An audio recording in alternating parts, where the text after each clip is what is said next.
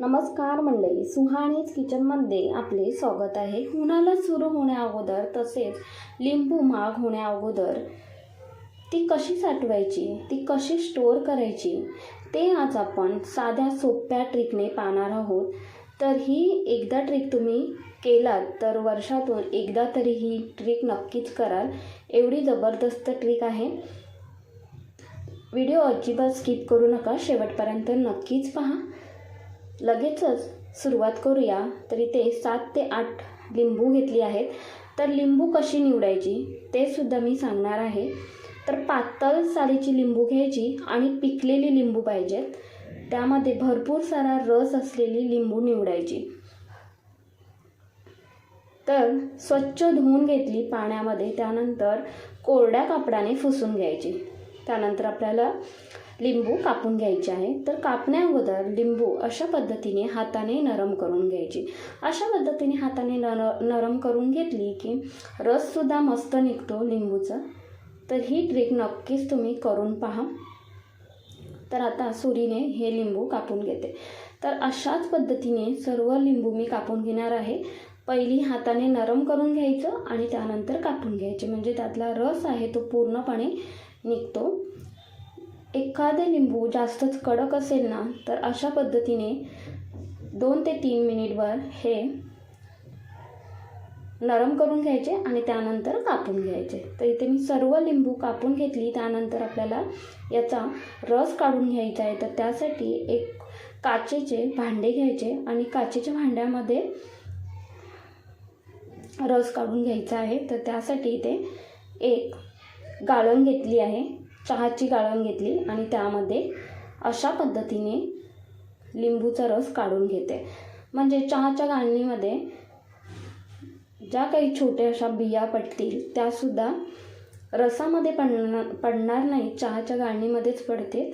त्यामुळे अशा पद्धतीने हे गाळण ठेवून व्यवस्थित लिंबाचा रस काढून घ्यायचा. तर अशाच पद्धतीने इथे मी सर्व लिंबाचा रस काढून घेतला आहे. इथे पाहताय खूपच मस्त आपला लिंबाचा रस निघालेला आहे. जे काही जाड वगैरे निघालं ना ते गाळणीमध्येच राहिलं गेलं, त्यामुळे इथे मी गाळणीचा वापर केला आहे. अजिबात यामध्ये बिया नाही आहेत. तर आता या रसाचं करायचं काय ते सुद्धा तुम्हाला पुढे जाऊन समजेलच. त्यासाठी इथे मी आईस ट्रे घेतला आहे, म्हणजे आपण आईस ट्यूब तयार करतो ना तो ट्रे घ्यायचा आणि त्यामध्ये आपल्याला रस घालून घ्यायचा आहे. तर अशा पद्धतीने घालून घ्यायचा. इथे मी चम्मचने हा रस घालून घेते.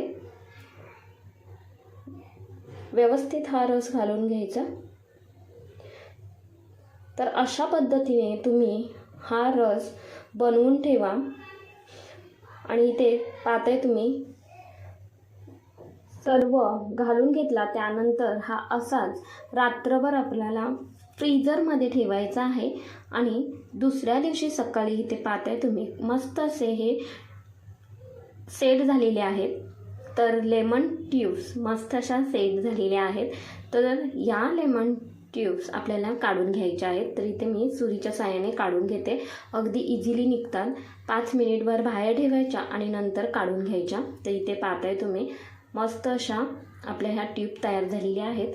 तर आता या आपल्याला अशाच स्टोअर करून ठेवायच्या आहेत. 2 ते 3 महिने मस्त अशा आरामात टिकतात आणि अजिबात खराब तर होतच नाहीत आणि आपल्याला जेव्हा पाहिजे तेव्हा आपण ह्या वापरू शकतो. तर इथे मी झिपलॉकची बॅग घेतली आहे आणि त्यामध्ये या ट्यूब्स आहेत, लेमन ट्यूब्स त्या ठेवायच्या आहेत. किती जबरदस्त झाल्या आहेत पहा तुम्ही, खरंच खूप सुंदर झाल्या आहेत. तर यापासून आपल्याला सरबत कसे बनवायचे ते सुद्धा मी पुढे जाऊन सांगणारच आहे. तर इथे मी सर्वच ट्यूब झिपलॉकच्या बॅगमध्ये ठेवून घेते आणि हे असेच आपल्याला फ्रीजरमध्येच ठेवायचं आहे, फ्रीजमध्ये नाही, फ्रीजरमध्ये ठेवायचे. लगेचच सरबतसुद्धा मी बनवून दाखवणार आहे. तर त्यासाठी इथे मी 1 ट्यूब्स घालून घेतली. त्यानंतर 2 चम्मचभर पिठी साखर घालून घेतली आणि त्यानंतर चिमूटभर मीठ घालून घ्यायचे. थंडगार पाणी घालून घ्यायचे. तर इथे माठातले पाणी घालून घेतले. त्यानंतर पाणी घालून घेतल्यानंतर हे व्यवस्थित एकजीव करून घ्यायचे चम्मचने. व्यवस्थित एकजीव करून घेतल्यानंतर आपला इथे मस्त असा थंडगार सरबत तयार झालेला आहे. अजिबात जास्तीचं झंझट नाही, त्यामुळे ही ट्रिक नक्कीच तुम्ही करून पहा. किती सुंदर हा सरबत आणि पटकन असा हा सरबत तयार होतो. तर अशा पद्धतीने तुम्ही लिंबू साठवून ठेवा, स्टोअर करून ठेवा. तर उन्हाळा सुरू होण्या अगोदर आणि लिंबू महाग होण्या अगोदर ही ट्रिक नक्कीच करून पहा. तर तुम्हाला ही ट्रिक कशी वाटली ते मला कमेंट्समध्ये नक्कीच कळवा.